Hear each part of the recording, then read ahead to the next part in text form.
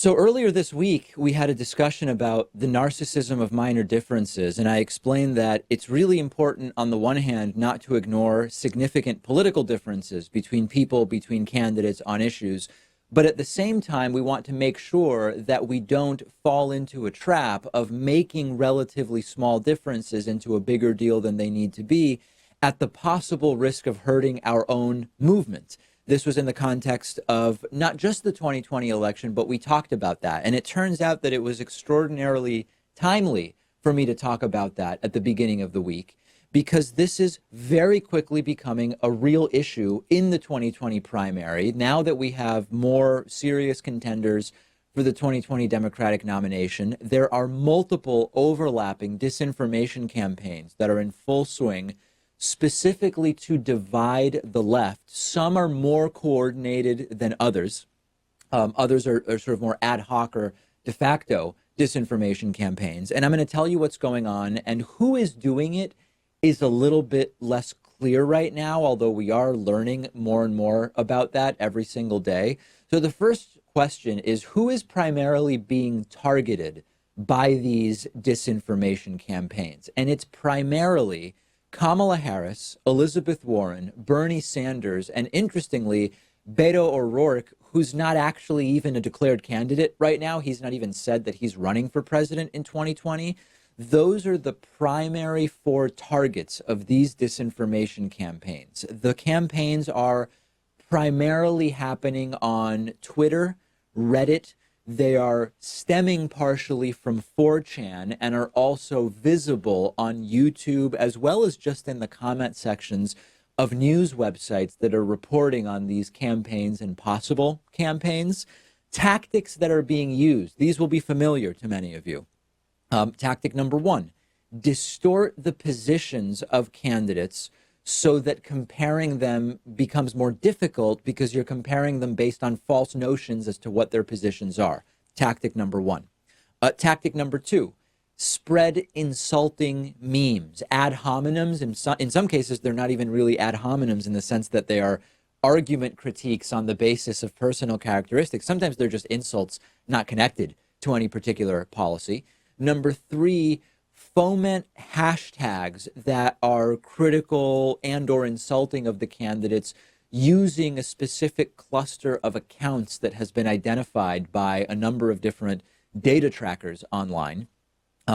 In the specifics, in the particulars, a lot of these campaigns are racially oriented. One example, for just to give you one data point, was the idea that remember that New Year's Eve, roughly around New Year's Eve, Elizabeth Warren Instagram stream where she had a beer?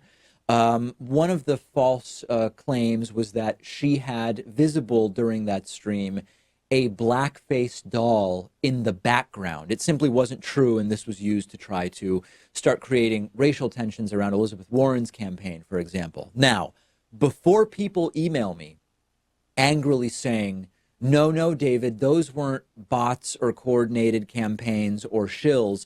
That was me. I'm not a bot. I genuinely thought, I don't know, Elizabeth Warren had a black-faced doll on camera behind her.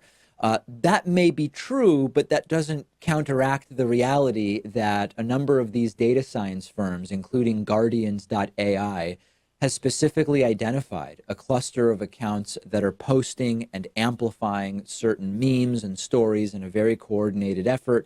There are accounts that are the same accounts identified as spreading misinformation during the 2018 midterm run-up and participating in a lot of the same stuff. And shockingly, 2 to 15% of all Twitter mentions of some of these candidates originated from this cluster of only 200 accounts, which is just an incredibly small number to be responsible for this amount of the memes and disinformation. And then, of course, they become amplified by a broader group of accounts. According to one analysis, about 10,000 accounts, then further amplifying these disinformation messages. So far, this could be because of when she announced, Kamala Harris has been targeted the most with both sexist and racist messages. Beto O'Rourke was accused of using racist language in an answering machine message years and years ago. When Elizabeth Warren announced, there was a ton of bot-like activity on Facebook and Twitter targeting her. A lot of it originated on 4chan, on 8chan. So I think the important thing to keep in mind here, Pat, is that this is not entirely coordinated. There are some identifiable, discrete efforts to focus on one candidate or another candidate. The total impact of this, the coordinated and the more ad hoc stuff, the problem with it is that it's spreading false information. That's not good. But it has the effect of not just pitting Democratic voters against each other in an unproductive way. It's pitting Democratic voters against each other on the basis of false stories. And that's why it's so dangerous. Yeah, and I don't know if you would call this fake news per se, but if it's not, it's very similar. And, Donald Trump was the primary beneficiary of fake news back in 2016. Ironic because he always seems to rail against it, even though when he talks about fake news, it's really just news that he disagrees with, story run by the New York Times or the Washington Post or what have you.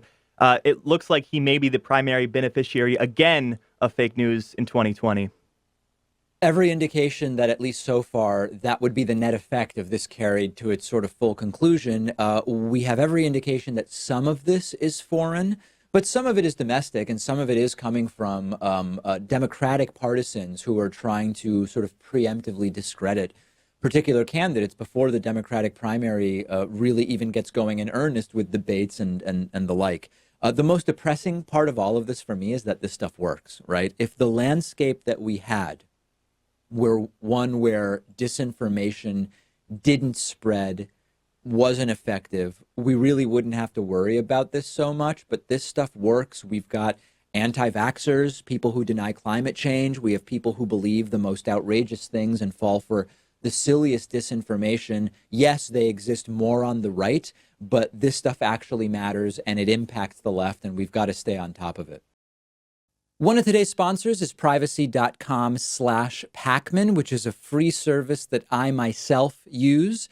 Really useful in many different ways. Takes just a few seconds to link your debit card to privacy.com.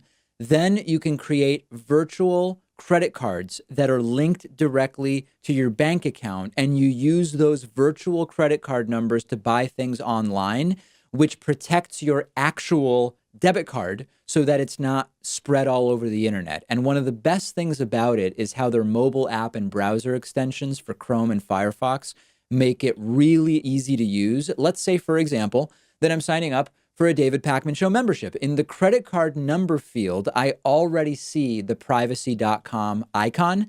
I just click it, choose which of my virtual credit cards I want to use, and the credit card number, expiration date, and security code are automatically entered. I can put in any zip code I want, and I'm done. And if you try to use my credit card number that you just saw on the screen, it doesn't matter, because I've already deleted that virtual card, and that's the beauty of privacy.com. There are a ton of advantages to using a free service like this. For example, you can sign up for as many free trials as you want, then just delete the virtual credit card you used and never worry about getting charged for it. It protects you from getting hacked. It protects you when companies are hacked, which happens all the time.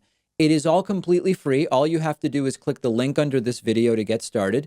And for a limited time, they're giving everyone in our audience $5 towards your first purchase when you sign up using that link.